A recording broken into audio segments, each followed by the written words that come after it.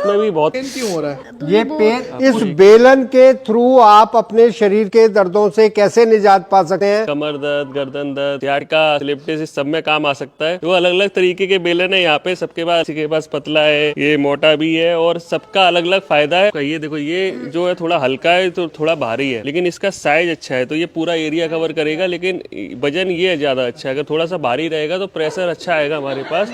और कैसे कैसे इसका यूज करना है, कभी किसी ने यूज किया है पैसे पहले बेलन का? तो ऐसे रखकर इससे मसाज करिए और बैक पे भी पूरा उसको दिया है, उससे बहुत अच्छा, आराम होता है। पूरा लेग मसाज उनका कर रहे हैं अच्छे से, पूरा हल्के हल्के से जाना, ताकत नहीं लगानी है। आपको प्रेशर तो नहीं लग रहा है? जब ये जाएगा इस तरीके से, आपका जो फासिया रिलीज करेगा, मसल को रिलैक्स करेगा, और उससे आपका पेन जो है वो धीरे धीरे करके कम होने लगेगा। तो जो फुल बॉडी मसाज अगर लेनी हो तो आप एक बार में ले सकते हो। यहाँ स्पाइन के जितने भी वर्टिब्रा हैं, ये हमारे बॉडी के अलग अलग ऑर्गन से कनेक्टेड होते हैं। यहाँ से ऐसी नर्व्स जा रही हैं, पूरे शरीर को चलाती हैं। तो अगर आप स्पाइन को करते हो डेली 2 से 3 मिनट, तो आप पूरी बॉडी की एक मसाज कर लेते हो, सारे ऑर्गन्स को आप एक्टिवेट कर लेते हो, और उनसे दर्द के साथ साथ दूसरी प्रॉब्लम भी क्योर होने लगती है। इसके अलावा ये जो हमारी पिंडलियां हैं, जैसे सर कर रहे हैं, सर अच्छी रोटी भी बेलते होंगे, सर अच्छी रोटी भी बेलते होंगे, ठीक है। तो ये जो पिंडलियां सही कर रहे हैं, पिंडलियों में क्या है सर, देखिए, पिंडलियों को सेकंड हार्ट बोलते हैं। दिन भर हम लोग खड़े रहते हैं, बैठे रहते हैं, तो ब्लड सर्कुलेशन नीचे आ जाता है, ऊपर नहीं जा पाता। अगर ये डेली आपने रात को कर लिया तो क्या होगा कि ब्लड सर्कुलेशन वापस ऊपर जाएगा और पिंडलियां जितनी मुलायम रहेंगी। कई लोग मिलेंगे सर जिनकी बहुत सख्त होंगी, तो वो सख्त पिंडलियां क्या करती हैं,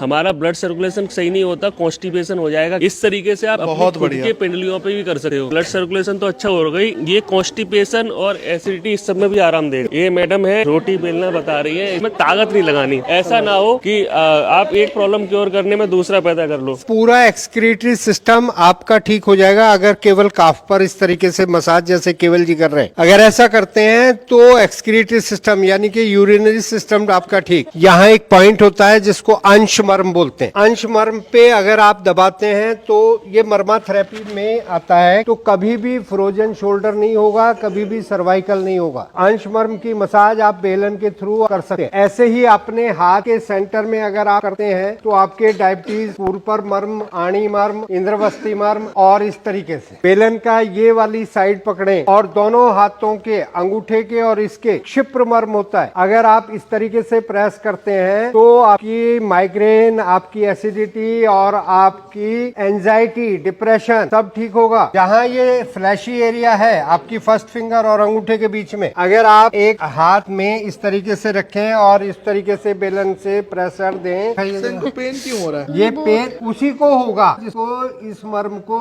दबाने से माइग्रेन ठीक हो रहा है। अगर किसी को पेन नहीं हो रहा है, इसका मतलब उसको माइग्रेन नहीं है। ये अंश मर्म के लिए बहुत यूजफुल है। अगर पेन है, और ऐसे ही स्कैपुला बोन के यहाँ जब हाथ ये आप ऊपर लाते हैं और पीछे ले जाओ, जहाँ ये बड़ी फिंगर आपको टच हो रही है, यहाँ ये अंश फलक मर्म है। अंश फलक मर्म को दबाने के लिए भी आप बेलन को यूज कर सकते हैं इस तरीके से। अपर बैक में अगर बेलन यूज करते हैं तो ये आपके अंश फलक मर्म, और ये जो आप करते हैं अगर यहाँ लोअर बैक पे, लंबर रीजन पे, तो पृष्ठ संधि मर्म होते हैं, पार्श्वमंद्र मर्म कहते हैं, उनको करेक्शन यानी कि मर्मा थेरेपी भी आप इस बेलन के थ्रू कर सकते हैं। सिएटिका पेन हमारा होता कहाँ से? जहाँ L1 से लेकर L5 तक और दोनों हिप जॉइंट के बीच में ये सैक्रम बोन है। यहाँ से एक नर्व निकलती है जो ग्लूट के सेंटर से होती हुई पैर की तरफ जाती है। सिएटिका पेन जब भी होगा आपके ग्लूट के सेंटर से होगा शुरू, और नीचे पैर तक। लोग पैर रख भी नहीं सकते, उसमें आपके सिएटिका में भी आपके ग्लूट पे मसाज देनी है आपने। ये लंबर के पे तो देनी